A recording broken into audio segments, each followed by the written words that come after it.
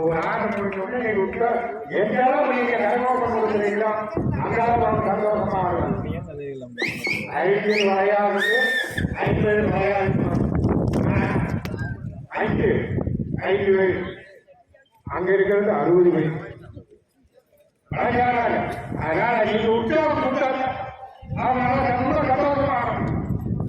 அதனால ஒரு பாட்டு கொடுங்க, எல்லாரும் சேர்ந்து கரகோஷம் கொடுங்க.